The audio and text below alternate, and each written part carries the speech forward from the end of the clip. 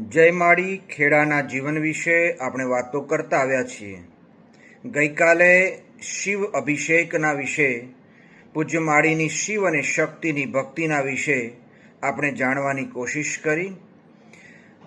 સર્વસામાન્ય આપણે બધા જ જ્યારે જન્મીએ છીએ ત્યારે જન્મના જાયતે શુદ્રઃ સંસ્કારા દ્વિજ ઉચ્યતે, અર્થાત જન્મતી વેળા એક સમાન હોઈએ છીએ, પરંતુ જન્મતા પછી આપણા ઉપર પડતા સંસ્કારો, આપણે જે પણ સંસ્કારોને આપણે ઉપાડીએ છીએ, જેવું જીવન બનાવીએ છીએ તેવું બને છે.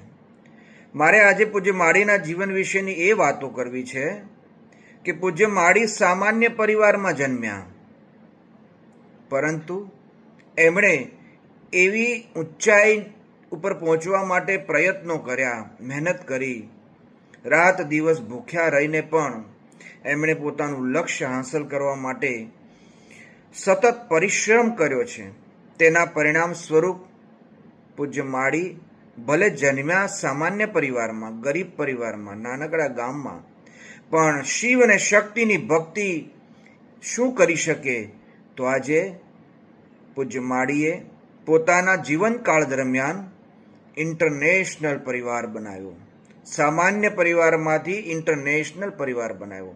એટલે જ કહ્યું છે ને આપણે ત્યાં, અયમ નિજઃ પરો વેત્તિ ગણના લઘુ ચેતસામ ઉદાર ચરિતાનામ તુ વસુધૈવ કુટુંબકમ.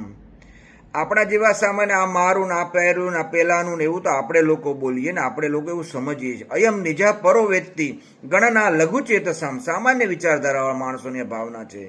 પણ ઉદાર ચરિત્રવાળા માણસો કેવા હોય? જેનું જીવન ઉદાર હોય. પૂજ્ય માળી ઉદાર ચરિતાનામ તુ વસુધૈવ કુટુંબકમ. આ વસુધા એટલે પૃથ્વી, સમગ્ર પૃથ્વી જેનું કુટુંબ છે, એવો ભાવ માત્ર રજૂ નથી કર્યો, પૂજ્ય માળીએ પોતાના જીવનકાળ દરમિયાન જીવી બતાવ્યું છે. આજે અમેરિકા જાઓ, લંડન જાઓ, કોઈ પણ કન્ટ્રીમાં જાઓ, પરમ પૂજ્ય માળીએ દરેક દેશોમાં જઈ અને ભ્રાતૃભાવ નિર્માણ કર્યો. આ છે પરમ પૂજ્ય માળીની શિવ અને શક્તિની ભક્તિ. પૂજ્ય માળીએ સામાન્ય પરિવારમાં જન્મ લઈને એમણે 3 ચોપડીનું જ માત્ર ભણતર ભણી શક્યા, પરંતુ શિવ શક્તિની ભક્તિના માધ્યમથી પોતાના જીવનકાળ દરમિયાન અસંખ્ય ભજનોની રચના કરી છે, મહાન ગ્રંથોની રચના કરી છે. ભગવતી ગુણગાથા નામના ગ્રંથ પણ રચ્યા, જે આજે પરદેશની અંદર ઓક્સફોર્ડ યુનિવર્સિટીમાં સ્થાન પામ્યા છે. એ આ શિવ શક્તિની ભક્તિનું પરિણામ છે. પૂજ્ય માળીએ ગાયો ભેંસો ચરાવી, પગમાં ચપ્પલ પણ નહોતા, છતાં પણ વિદેશની અંદર અન્ય ઘણા બધા દેશોમાં જેઓ પ્લેનની મુસાફરી કરી શક્યા છે. પરમ પૂજ્ય માળીએ એક સામાન્ય ખેડૂત તરીકેનું જીવન જીવ્યા, પરંતુ શિવ શક્તિની ભક્તિથી કેટલી બધી ગાયો, ગીર જાતવાન ગાયો, જર્સી ગાયો, એવી મહાન મોટામાં મોટી ગૌશાળાનું નિર્માણ કર્યું. જાતવાન અશ્વો જ્યાં આગળ હોય, ગાય, ઘોડા, હાથી, આ બધું કેમ અને કઈ રીતે શક્ય બને? એ છે પરિણામ. પૂજ્ય માળી કહે છે શિવ અને શક્તિની ભક્તિનું પરિણામ છે.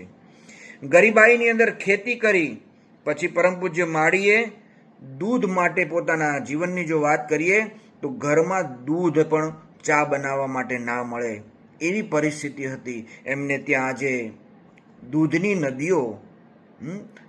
નદીઓ વહેતી થઈ, હજારો લાખો લીટર દૂધ, જ્યાં આગળ માખણ અને ઘીની પાળો બંધાણી.